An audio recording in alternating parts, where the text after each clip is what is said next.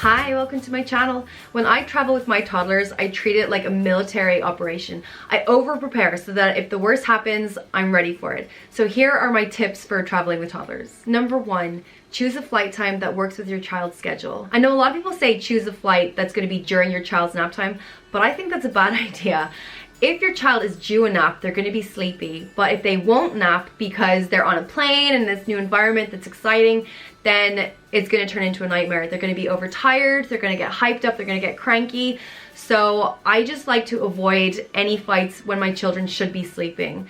Early morning flights is what I usually go for because I feel like that's when they're the easiest to handle. They haven't had a long and stressful day. They're probably going to be at their happiest and most manageable in the morning. So that's when I tend to choose my flights. Number 2, book your seats in advance. Don't leave it to last minute if you want to get a full row to yourselves. There's nothing worse than being separated from your partner when you really need a teammate during this stressful flight. So in advance, make sure you get your seats together. If you're traveling alone with your toddler, I would recommend a window seat. Again, a lot of people suggest aisle seats so that your toddler can get out of their seat and they can run around. I don't really like my kids running around on planes. I prefer them to stay in their seats. So if they want to do some climbing or messing around, I feel like if you're in at the window, they can entertain themselves with that and they're not climbing on other passengers' seats. So the window is what I prefer. Number 3, create an itinerary for your child. Traveling can be so overwhelming for toddlers. They don't know what's coming next. They don't know what's going on. So a few days or a week in advance, give them this itinerary that you've put together where you go through everything that's going to happen on the day. So you're going to wake up early, we're going to get in the car for a long car ride, we're going to go here, we're going to do this. And on the day they can be carrying it around and it'll be a fun adventure for them. You know, you can show them, okay, look, so we've checked in our suitcases, what's next? Okay, the queue for security, let's go. So they know what is coming and it'll be a lot more fun for them to be living this story that they've been reading about for the last few days. I'll put a link in my description below for the itinerary that I made for my kids. So if you want to download it or if you want to just have a look, then the link is below. Number 4, arrive to the airport as early as possible. I can't think of anything worse for a toddler than being rushed through security, strapped into their buggy, or being held by their parents' arms and then put on a plane where they're expected to again be restrained and sit in their seat for however many hours. It's just gonna end badly. So I always make sure we have plenty of time so that the kids get to run around and it's not so go, go, go, go, go and stressful. That'll just end badly. Number 5, prepare for security in advance. I feel like security is the most stressful part about flying with toddlers. So make sure when you're packing, have security in mind so that as soon as you get up there, you can pull out your little bag of liquids, you can pull out your little pack of electronics, and that's it. It's ready to go, it's easily accessible. And also make sure you dress for security. You know, are your shoes easy to slip on and off? Do you really need a belt? Just try and get through security as smoothly and quickly as possible. So prepare for this. Number 6, after security, have a big meal. We usually go to a restaurant and we fill ourselves up with food so that the kids are fed, watered, and good to go. Don't have your meal before security because you never know how long security is going to take. So get the stressful part out of the way and then have your meal. You'll know exactly how long you have before you have to go to your gate and a little bit less stressful. Also, food in restaurants tends to be fresher and nicer than airplane food. So we usually just like to have our big meal then before we get on the plane. And there's more variety for kids as well. There's more things that they can choose, especially if you have picky eaters like I do. Number 7, burn off their energy. So after you've had your big meal, go to the gate and find an empty space somewhere near the gate where you can keep an eye on boarding. There's usually an empty gate nearby or just some space where there's not a lot of people around.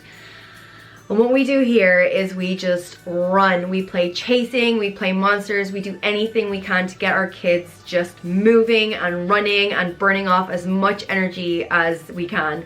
We don't want them getting on the plane feeling like they want to run around and be moving. We want them to be exhausted.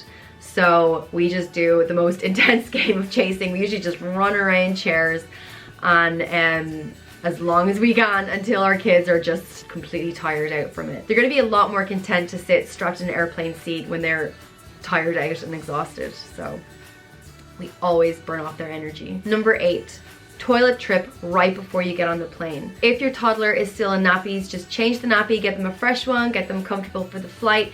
If your toddler is toilet trained, make sure they go before you get on the airplane. Even if they say they don't want to, you just have to make it happen, because if you wait until they actually say they need to, you might be strapped in, ready for takeoff, and it's going to be 10 or 15 minutes before that light goes off. Toddlers can't wait that long, so that's going to mean an accident. So a toilet trip right before you get on the plane is a necessity. You have to do it. Number 9, get on the plane last. I know a lot of airlines offer priority for people traveling with children, but I think bringing a child on the airplane first is the worst idea, because it's just longer that they're going to have to be restrained in the seat. Instead, just watch the gate, keep doing your running around game, and until there's no one else left and you're the last person, then go on, and they're going to be exhausted. You go straight into their seat, strap them in, and you're good to go. There's not going to be a lot of waiting around. I try and pack so that everything we need we can just put in the seats underneath us, so the overhead locker bins we don't really need to use. But if there's ever a case where it's not an option, we have to use it, then my husband will get on the plane first to make sure that the bag we need is right beside us, and then I'll do all the running around with the kids and bring them on last. So we still have our bags in place and the kids are still tired. Number 10, create a cozy space. As soon as I get on the plane, I try and make it as comfortable as possible for my kids. I always dress my kids as comfy as possible for planes, like leggings and nothing too stiff. And when we get on the plane, I take off their shoes, I spread out blankets, and just try and make it a nice, comfy area for them where they're going to be content to stay. And this is our little spot, and try and contain them in this nice little area. I think the nicer you make it and the more homely, then the more likely they are to be content to stay there. Number 11, bring disinfectant wipes and hand sanitizer. We all know planes are a breeding ground for germs, and we all know toddlers like to put anything in their mouths. So as soon as we sit down, I get out my wipes and I sanitize everything around us. The window, the seats, the armrests, the tables, everything. Toddlers lick everything and put their mouths on everything, so instead of trying to stop them from doing it, they're gonna do it. Just make sure it's clean. Number 12, bring a bag of new toys. I like to go to my Euro store or dollar store or pound store and just stock up on a bunch of new toys. It doesn't work out very expensive, and because the toys are so cheap, you don't really care if you lose them or if they get lost or broken. Whereas if you were bringing your child's favorite little digger toy and that goes missing, that can be a disaster and end in tears. So don't bring anything that they're too attached to that is going to be difficult to keep an eye on. Another thing about a bag of new toys is that they're going to be more interested in things that they haven't seen before. So I just buy a bunch of different things, try and get as much variety as possible. So sticker books are good, anything to do some coloring with, some action figures, Play-Doh, anything that you think you can get a long time out of them playing with. One thing to know, any markers or paints or anything like that you bring, make sure they're washable so that it's easy enough to wipe down if it does get on any tables or seats, because the last thing you want to be doing is trying to scrub a stain that won't come off. So washable markers and paints. Number 13, bring snack packs. So I buy a ton of different snacks. I buy like crackers, raisins, rice cakes, fruit, crisps, and then I get little sandwich bags and make a mix of all the different things in together. They're all going to be different combinations, a little bit more fun for them to be eating. But the reason that I like lots of little things is because it takes longer for them to eat. If I hand them a banana, it'll probably be eaten in about 1 minute, whereas if I give them a little bag full of little things that they have to pick out with their fingers, it could be 10 minutes. So lots and lots of little snack bags. I think as well, keeping them well fed is such an important part of flying. As soon as toddlers get hungry, meltdowns happen. So as long as you're constantly offering them food, hopefully things will be okay. One thing about snack packs, do not include anything with sugar. No chocolate, no sweets, no candy. You're just asking for trouble if you get your kid all hyped up on sugar. Avoid anything with sugar at all costs. Number 14, prepare for the 20-minute rule. So my goal is to have a new thing for my kids every 20 minutes. So for a 3-hour flight, I would need 9 different things. For example, for the first 20 minutes, I might try and read them a new book. And then the next 20 minutes, I'll give them a snack pack. And then the next 20 minutes, we might do some coloring. But I try and stretch it out to last 20 minutes because if you give them all of the toys and snacks immediately, there's nowhere to go from there. There's no more excitement about what's next. So I try and just stretch it out as much as I can. And obviously some things will be a lot quicker. Some things might only take 10 minutes, but then something else might take half an hour. So usually 20 minutes is a good rule of thumb for try and have something new every 20 minutes. Number 15, have an emergency iPad or phone preloaded with their favorite games and videos. I try my best to only bring out the iPad if everything else is falling apart at the very end of the flight. If you introduce it too early, there's nowhere to go from there. A toddler isn't going to go from a super fun, fast-paced game on the iPad to slowly peeling stickers. It doesn't work that way.